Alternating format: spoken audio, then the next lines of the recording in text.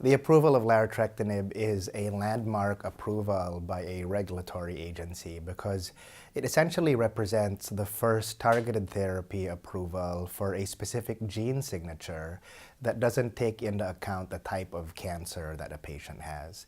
So long story short, if you have a patient with any particular cancer that harbors a TRAC fusion, so these fusions are similar to ALK and ROS1 structurally, for example, then that patient would qualify for a script for larotrectinib, which is given at 100 milligrams twice a day.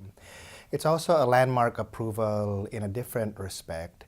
Specifically, this approval by the FDA covers not only adults but also children, knowing that a lot of these cancers that harbor TRAC fusions are found in the pediatric population, in select cancers like congenital fibrosarcomas, for example, or secretory breast carcinomas.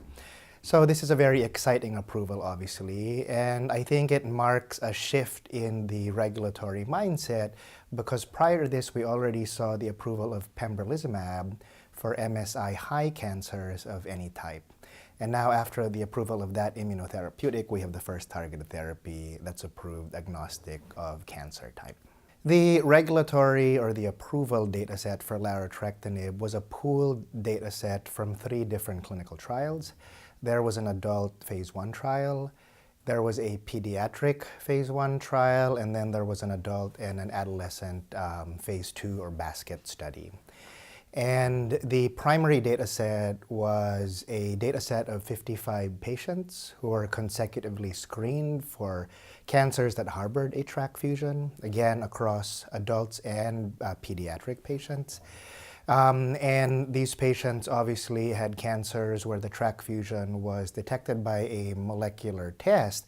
But on this trial, the doctors were allowed to do a molecular test that was local, meaning they didn't have to send it a central molecular testing assay for profiling. They could do any next-generation sequencing assay, for example, in their backyard to detect these fusions that thereafter allowed these patients to become candidates for the study. I think that's very important because it reflects the fact that if we use a good comprehensive test that's readily available in your environment, for example, there's a good likelihood that if you find a fusion that these patients stand to benefit from therapy. The results from this combined data set were really stunning. Again, we're looking at any TRAC fusion positive cancer, so the efficacy results reflect the activity of the drug across many different tumor types. And the objective response rate was in the updated data set, this was 104 patients, the objective response rate was 81%.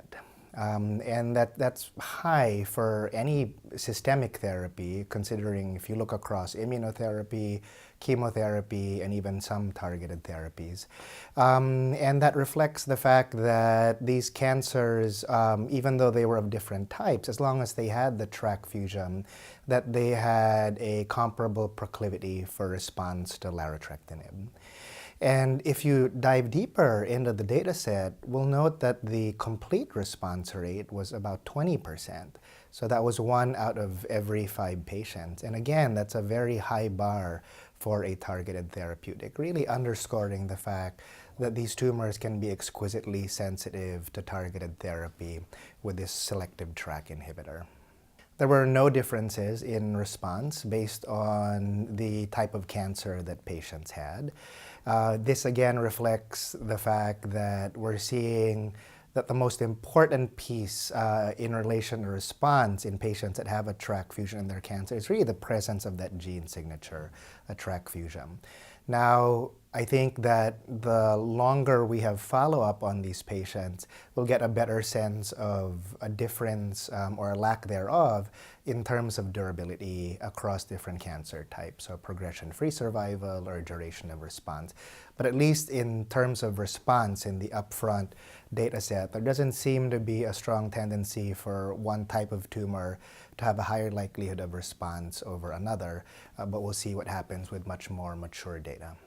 As we've seen with other targeted therapies, whether or not patients got a prior systemic therapeutic before receiving larotrectinib, meaning if they had gotten something like conventional chemotherapy or even immunotherapy prior to receiving target therapy, that didn't seem to affect their likelihood of response.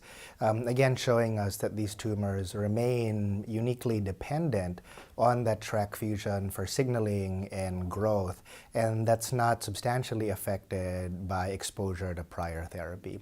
So there was no substantial difference in treatment-naive patients versus those that had prior treatment.